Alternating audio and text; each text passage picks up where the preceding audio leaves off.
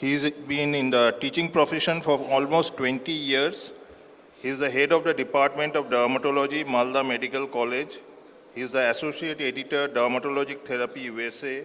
Has a lots of publication, almost 60 plus in PubMed, and has written 2 dermatology books also. He has received IADVL oration IADVL trophy for many orations, and he has a lot of publications also. Now to Nilendu, please start that. Skin is the outermost cover of the body, so it is helpful for many internal disease because many of the disease present on the skin as the first manifestation of the disease or as the primary manifestation, or it gives an important clue for the internal problems. Even without any investigations, any test, the disease is visible on the skin, so an expert dermatologist can diagnose the disease. Not only diagnosis, it often hints as the severity of the disease. It helps to understand the pathogenic process or the stage of the disease also. In case of diabetes, we know that diabetes, most of the complications occur because of angiopathy, that is microangiopathy, the nerve damage, cellular level glycation damage, and just seeing the skin manifestation, we can understand how far the disease has progressed inside the body. There are so many biomarkers that often helps to understand the pathogenesis and severity of the disease, extent of the disease, but even with the skin manifestation, we can diagnose and understand the severity and extent of the disease inside the body. There are many ways to classify the skin manifestations. None is complete, but we can use at least these 2 to understand the skin manifestation. Like on the left table, you can see that skin manifestation can vary according to the disease process. If it is a insulin resistance or type 2 disease, or it is insulin dependent diabetes, skin manifestation may vary. Although there are a lot of overlap, but there are some predominant manifestation in different disease type. On the right hand side, you can see that we can classify the skin manifestation based on the pathogenic process, like some skin disease occur because of microangiopathy. So if we see this disease on the skin, we can understand that not only keratinocyte, but the endothelial cell, renal cell, neural cell, brain cell are also having the similar process. If the skin is having microangiopathy associated disease, so it is logical to understand that disease is causing similar problem in other cells. If it is not there, there are some manifestations that occur because of infections. Why infection is common in diabetes? Because of many factors, but among these, low immunity is important. So if we see that the patient is suffering from different infections more than the common population, then we can understand the immunity in the skin, so the immunity in the body is also low. So we can have at least some idea about the severity and the pathogenic process inside the body. There are so many patients who are absolutely silent and they are not manifesting anything either on the body or on the skin, but skin manifestation is so common, but it's so often misdiagnosed or not diagnosed at all. It is said that almost 50% of the diabetes patient, be it type 2 or type 1, have some severe or milder skin manifestations. If we know the disease, then it will be easier to identify them.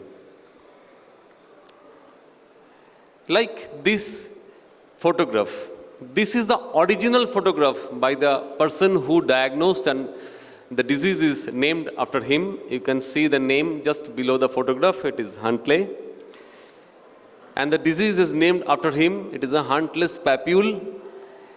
If you do not know, it will be difficult to diagnose the condition, but once you know the condition, it will be easier. You can see there are multiple very tiny papules on the distal finger dorsum, and they are grouped looking like almost cobblestone appearance. It is called huntless papules, and this is so common in diabetes, but it is so often not noticed actually. This kind of itchy rash in the flexural areas like axilla or groin often is misdiagnosed even by the dermatologist as tinea or ringworm. And often the patient buys steroid combination products that contains antifungal, antibiotic or even steroid. That gives instant relief, but this is not tinea. Not everything looking like this involving the flexural regions are tinea. There are many other diseases that can have almost similar manifestations. We have a machine, very simple machine, just a light that is called Wood's lamp light. Whenever we feel there is a doubt, we just, in a dark room, if you switch on the machine, you can see that there are some reddish hue, not only bluish. The light is blue because it is ultraviolet light, but you can see even in this photograph, there is a reddish hue. Actually, this is called coral red hue, and this is a bacterial infection called erythrasma, and the treatment is absolutely different from antifungal, and this is so common in diabetes. Not only diabetes, this may be present in anybody, but this is common in diabetes. This is caused by Corynebacterium minutissimum, a very special type of organism, and this is another manifestation that is not an infective disease, but this is common. This is commonly missed also.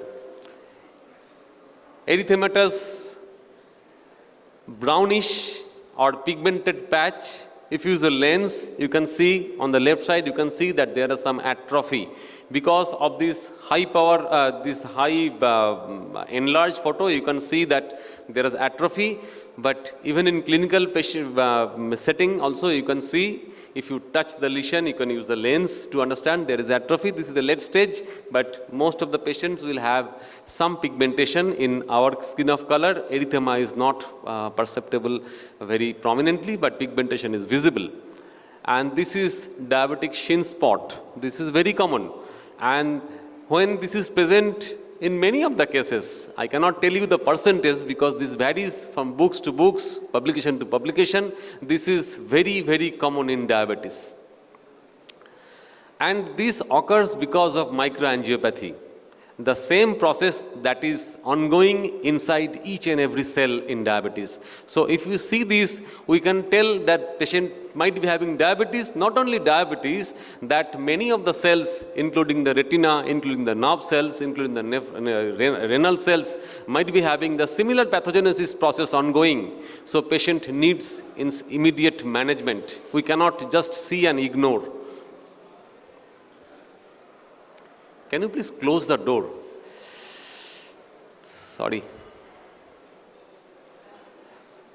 Patient presenting with this kind of ulceration, always we should think of some infection, because ulceration is a presentation of infection. But if you see that beside the ulcer, there are multiple bulla. Bulla means more than 0.5 centimeter diameter. Vesicle means smaller than that. Both may be present, but commonly we call it bulla. And then you understand that all the ulcers are basically not ulcer. They are very superficial erosions caused by the rupture of the bulla. And not only that, there are so many causes of bullous disease in diabetic, in non-diabetic patients, in young or old age. There are so many causes. But you can appreciate the intact bulla that there is almost no inflammation around the bulla. Inflammation is a marker that inflammation is going on. And if there is no inflammation versus inflammation, the differential diagnosis changes. Diabetic bulla is typically non-inflammatory. You cannot find any reason for this bulla. Suddenly patient is developing this kind of non-inflammatory bulla. Even burn can cause bulla, but that is inflammatory. There is inflammation. Its area becomes red first, then fluid appears. So in diabetes, this typical manifestation is non-inflammatory bulla. Anywhere it can develop, but it is more common in the lower limbs, mostly in the below knee. But you can see it can be in the linear form. There can be so many other manifestations. But we have to understand that the common drug nowadays used in diabetes is gliptin group of drugs, PPP4. So that drug is another common cause in diabetes to cause blistering, and that is not diabetic bulla. That is drug-induced bulla. It can be bullous pemphigoid. It can be the first manifestations of Stevens-Johnson syndrome. So a simple bulla will lead to a plethora of diagnoses. We have to just clinically understand, or in some cases we have to do some biopsy. And that is the most common test we do. This particular presentation, the sign is called prayer sign, and this means that the patient is having some deformity, and this deformity is basically on the dorsal part of the joint that is fixed, limited joint mobility. There are so many other names: chiroarthropathy, limited joint mobility syndrome, diabetic stiff hand syndrome, and this is also very common. This just indicates that the disease process not only in the skin but also in the joint and the surrounding areas, cartilage and other things. There are so many other conditions that may have similar manifestations. Not everything is a limited joint mobility syndrome. Even Dupuytren's contracture may have a similar manifestations. Carpal tunnel syndrome with secondary neuropathy in diabetes can also have this kind of manifestations, but this is a special condition, and you can just see that the joint is little immobile. This, I don't know how much you can appreciate in this photograph because of the light here, but this is called granuloma annulare. Normally, this is seen in everybody, children to old age, but in diabetes, this is very common, and in other group of patients without diabetes, this may be a single lesion like this, but here these are mostly grouped and multiple lesions, very small lesions. You may not feel the margin, because feeling the margin is the typical clue for diagnosis of granuloma annulare, but here you may not feel because the lesion is very small.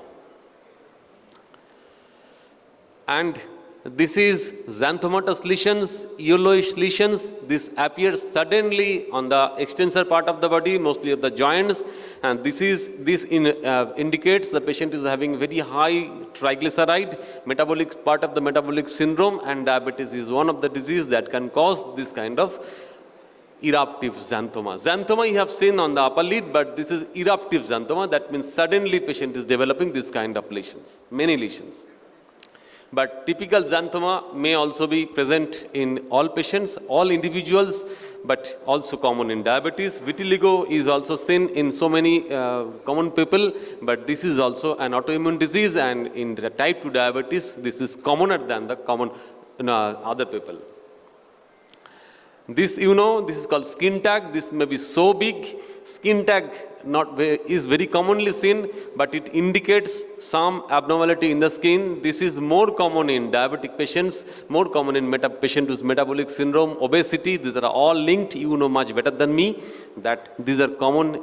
If some patient is having multiple skin tag, we have to do some investigations to understand the patient is also having some internal disease like diabetes. Acanthosis nigricans is another disease. There are so many causes for acanthosis nigricans. It can be simple obesity related, it can be familial, it can be malignancy associated, but it is also a sign of insulin resistance. Whenever we find this kind of acanthosis nigricans, we have to think that the patient might be having insulin resistance, and even if the patient is not having diabetes at this moment, but there is a higher chance of having diabetes at a later age, so we have to counsel the patient properly that they reduce your weight and check your blood sugar regularly.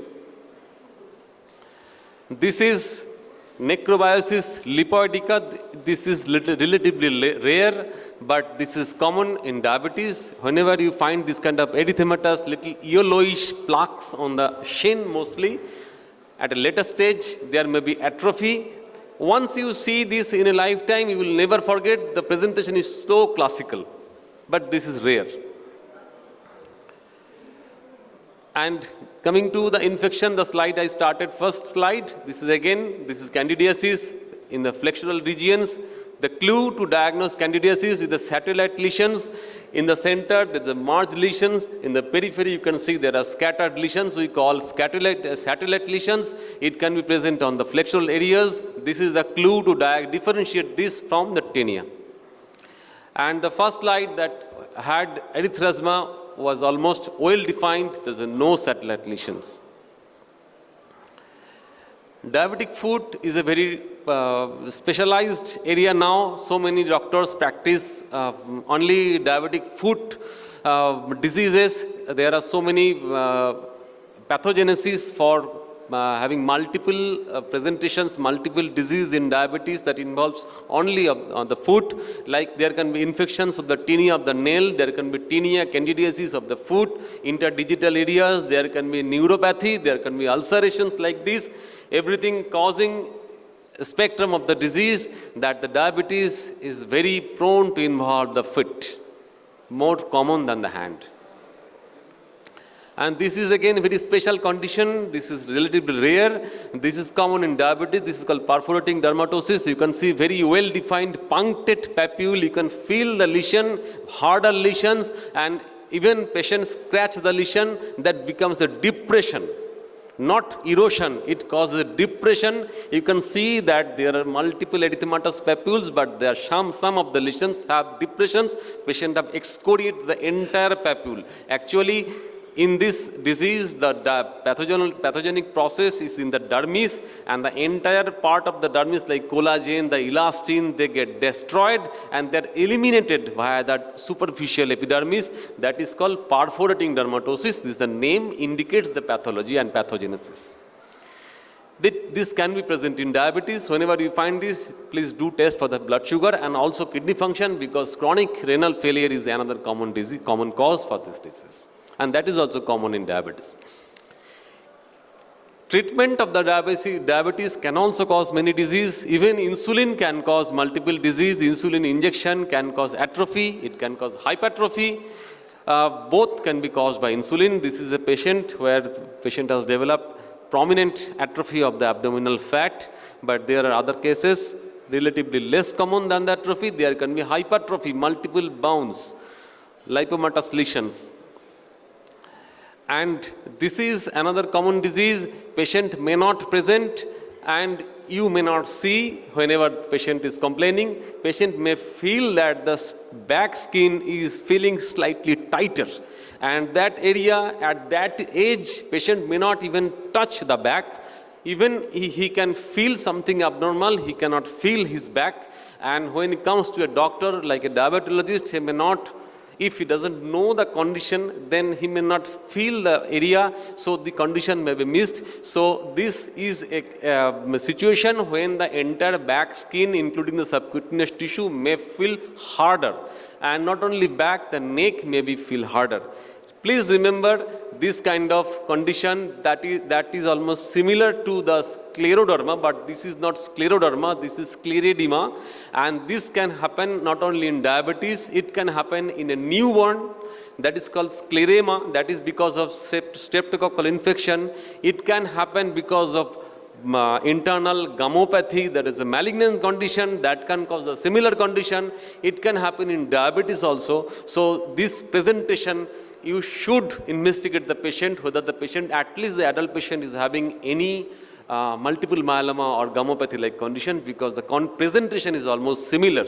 Some of the patient may present with PUD orange because of the stiffness. Some of the patient may develop frank papules, multiple papules. If you see the stiffness along with superficial, visible, palpable papules, multiple papules, please do test for the malignancy, especially the immunoglobulin malignancy, gammopathy, etc. If there is a papule, that indicates the patient have a much higher chance of malignancy. And that condition has a different name, that's called scleromyxedema, that involves mucin inside the skin. But this is not that rare, that only stiffness of the back in diabetes. This is called scleroderma of diabetic. These are all, probably I have not shown so many things that can also happen. Many common things I have not shown, but at least I have tried to limit my presentation so that it can be understandable to everybody, it can be comprehensible. So any question, I can.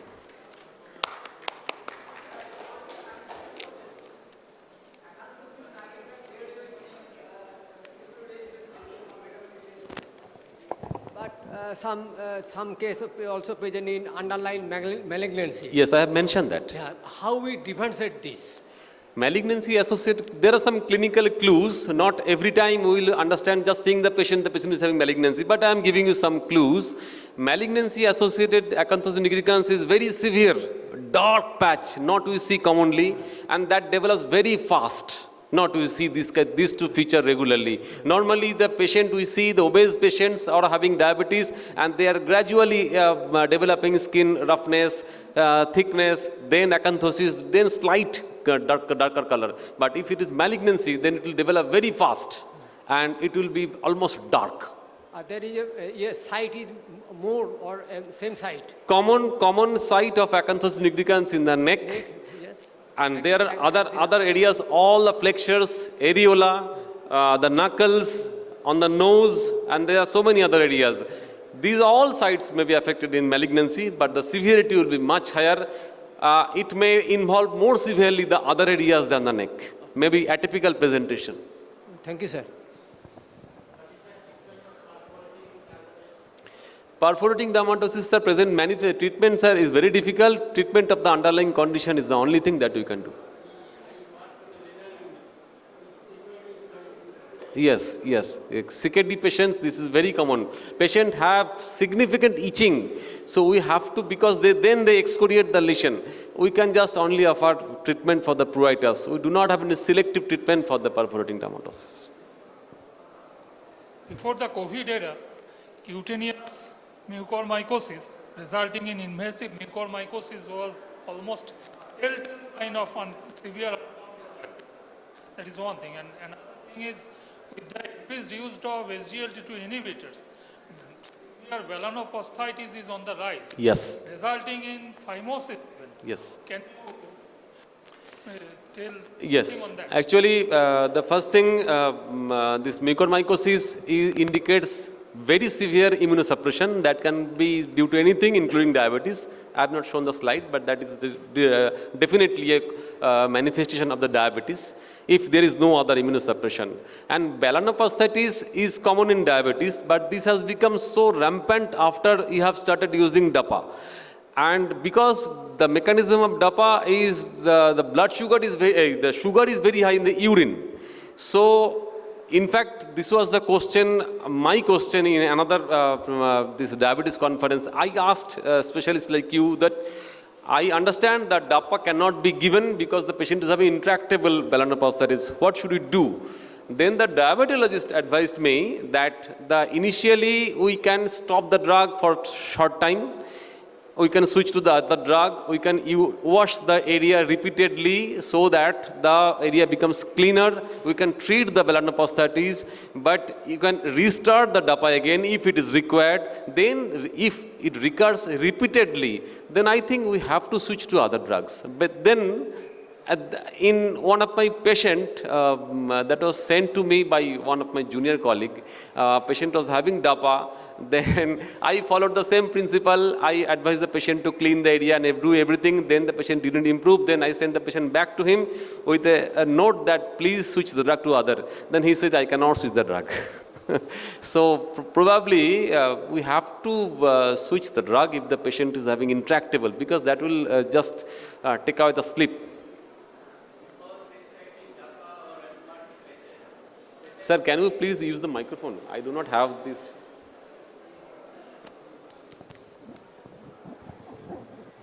Before prescribing any patient SGLT2 inhibitor, we should teach the patient to maintain hydration and hygiene.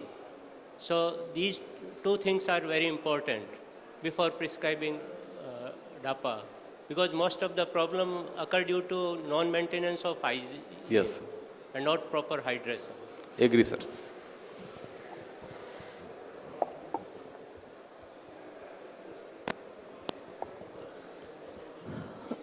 Anyone? Any more question from the audience? Okay. If there's no question, then I can go down. Thank you. Thank you again. Thank you, Nilendu. It was a very wonderful lecture, very lucidly explained. He's and the topic was really well dealt with. Thank you again. Okay. Thank you, speaker. With Thank you, that, I close chairperson. the session. Okay. Thank you. It's time to facilitate our speaker and chairperson. I would like to request Dr. M.L. Bansali to please come and facilitate our speaker and chairperson.